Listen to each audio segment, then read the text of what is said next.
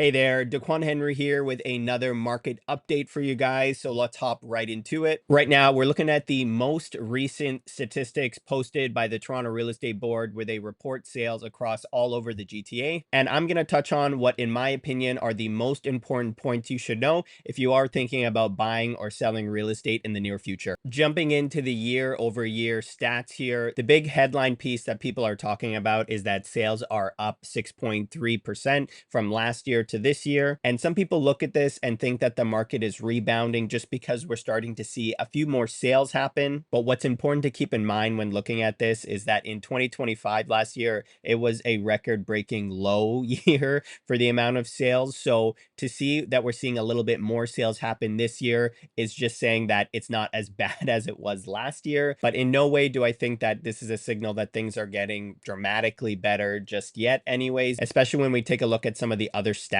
on this report. Average prices are still on their way down with a decrease of 4.6% compared to last year. Prices are very far away from where they were in the peak of 2022. And now that prices have been falling for quite a bit now, there are a lot of buyers who've been really waiting and wanting for this to happen. So it's not that surprising that we're starting to see a little bit more sales happen, not because the market is rebounding, like I said, but people have been waiting for these types of prices for quite a while. So with these prices that continue to fall, affordability does improve for everyone, which really unlocks the door for more people to be able to afford to purchase a home. So as we start to see prices come down, I still do believe that we are going to see sales start to tick up just because more people are now able to afford a home. And as these sales numbers represent the demand or the buyers out in the market, the new listings and active listing stats here really represent what's going on the supply side of things, or what sellers are choosing to do in this market. So right now, new listings are down almost 19% from last year. And what this means is that many sellers are choosing not to come to the market right now.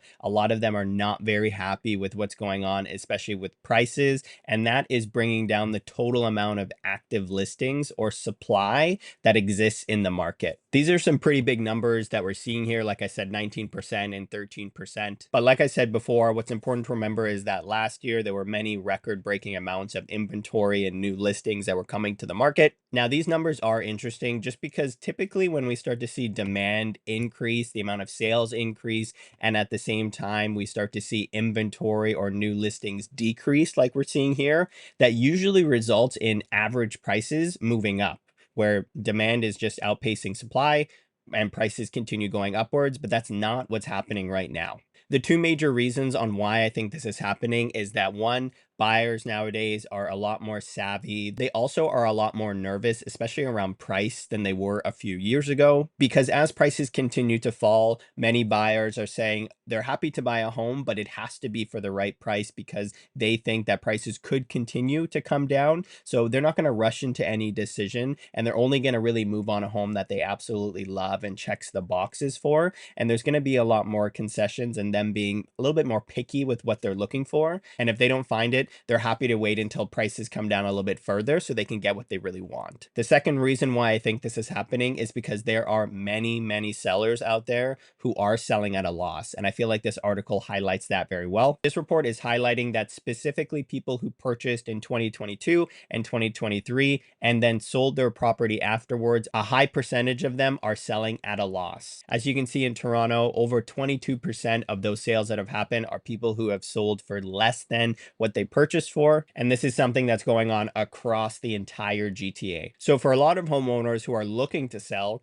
they're seeing these average prices, they're seeing other people take losses, and they're just not opting in to make that decision and take that type of hard financial loss. So instead, what a lot of people are doing are just simply choosing not to sell, not bring their listing to the market, or even deciding it's better to just rent it out and not look at losing any more money on the sale of their home. These lower prices are also not isolated to any type of specific property type. Even when we look at the 416 or the 905, average prices are down across the board, from detached homes, semis, townhouses, and condos. And even detached homes in the 416, which is a really popular product type, are still seeing a dramatic decrease in average prices. Between the two regions, townhouses are also taking a noticeable hit in price. And I think one of the biggest reasons on why this is happening is because of what's happening in the pre-construction space. I know last month I spoke about this specifically, but with the new HST rebate on homes and the government intervention in real estate, it's becoming a lot more attractive to consider pre-built or construction homes.